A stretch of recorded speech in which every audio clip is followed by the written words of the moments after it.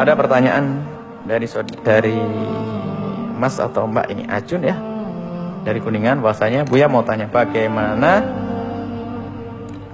jika ada orang yang tidak mengikuti 4 madhab dengan alasan mereka 4 imam madhab juga menyuruh kita mengikuti hadis yang sahih.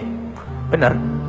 Pertanyaannya bagaimana kalau kita tidak ikut madhab Malik, madhab Imam Syafi'i, madhab Imam Ahmad, madhab Imam Abu Hanifah? Ini gimana?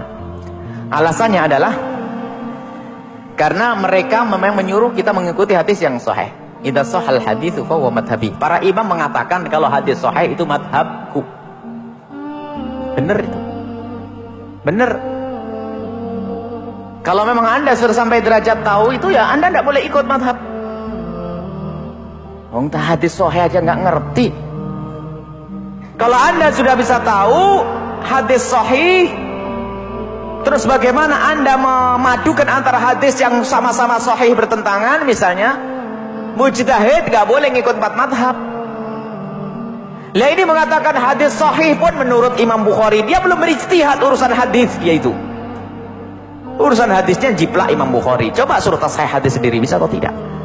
Kacau loh. Itu orang paling sombong yang menantang orang bermadhab itu.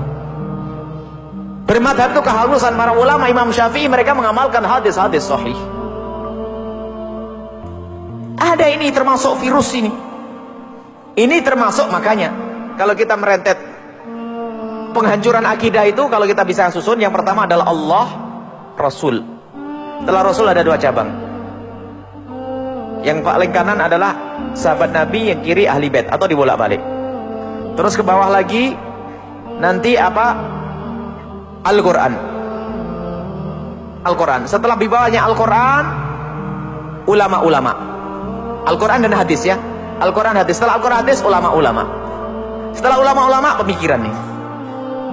Ada orang yang pengen merusak Islam dengan cara tinggalkan ini semuanya, langsung ke Al-Quran, ke hadis. Sebetulnya ini merendahkan. Diputus kita dari ulama. Nggak boleh ikut madhab Imam Syafi'i, Imam Ahmad. Coba orang yang sombong itu suruh ke sini, tinggalkan semua madhab, tak kasih buku Al-Quran dan kitab 6 kutubus sittah, ente sholat kalau bisa. Ayo, sampai mati tidak bisa ngerti caranya sholat itu, dijamin itu. Ngintip buku gurunya itu yang sama-sama anti madhab, ngintip juga sampean. Nggak boleh ngintip gurunya, ngintip itu paling sombong. Wong ngintip kok ngaku nggak usah ikut ulama, nggak bisa orang. Ayo bawa hadis, semuanya pakai hadis. Allahu Akbar, hadisnya apa? Nggak hafal. Berarti saya nggak jadi karena saya nggak tahu hadisnya. Jadi sholat nggak pakai takbir ya? Iya, karena hadisnya nggak hafal saya. Dalilnya nggak tahu. Kapiro, aduh lupa dalilnya. Ya nggak pakai sudah. Fatihah, nggak hafal dalilnya. Orang paling dungu itu menolak madhab Imam Syafi'i. Yang pengen tahu dalilnya suruh datang kepada ahlinya, didatangkan dalilnya kalau dia nggak ngerti. Kalau Anda tidak tahu bukan berarti tidak ada, karena Anda bodoh belum tahu gitu saja, sadar, beres. Lo kok menuduh Imam Syafi'i goblok, ini kan kurang ajar. Menuduh Imam Malik goblok, ini kan kurang ajar. Kalau nggak tahu tanyakan, ada yang kasih tahu dalilnya nanti. Karena orang tidak tahu itu, sesuatu yang tidak diketahui kan belum berarti tidak ada. Saya nggak tahu ada duit di bawah kasurnya. Apakah artinya nggak ada? Nggak ada, bukan karena saya nggak tahu. Kalau Anda tidak tahu tanyakan, jangan Anda mengatakan itu nggak benar, Imam Syafi'i itu adalah sesat karena begini, dalilnya palsu dan sebagainya.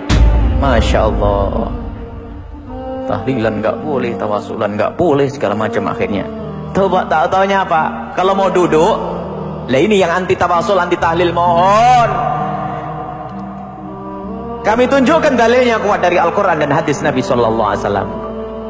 Intinya kalau ada orang ini, contoh saja, biasanya yang melarang taklid, ikut 4 madhab itu anti tawasul, anti tahlil, anti marhabanan. Duduk kita jelaskan, disaksikan oleh manusia banyak, diundang, beradu argumentasi, dalilnya mana, ayo. Yang dikasih tahu ibu-ibu yang polos-polos di kampung, Bu, itu bid'ah, sesat, masuk neraka. Sampai hari ini tidak pernah ada yang menegur kami nih. Kami termasuk kelas bodoh sebetulnya ya. Nggak ada yang negur, Bu ya tolong itu hadisnya nggak benar dan sebagainya. Ini mana ada? Wahai ustadz-ustadz itu yang gembar-gembar di radio-radio itu, di mimbar-mimbar yang mengatakan itu bid'ah, ini tolong ayo, ini jangan dirusak umat, jangan diputus dengan salaf. Salaf kita adalah Imam Syafi'i, Imam Ahmad bin Hanbal, Imam Malik, Imam Abu Hanifah, itu salaf kita.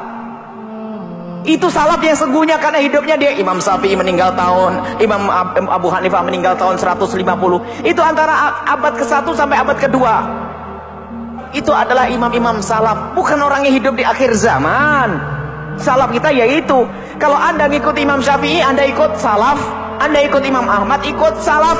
Jadi salafi yang sesungguhnya ya Anda itu yang ngaku salafi tapi nggak mau ikut madhab, bos, itu goblok. Bagaimana? Ini permasalahan nih, akidah dipecah belah oleh umat.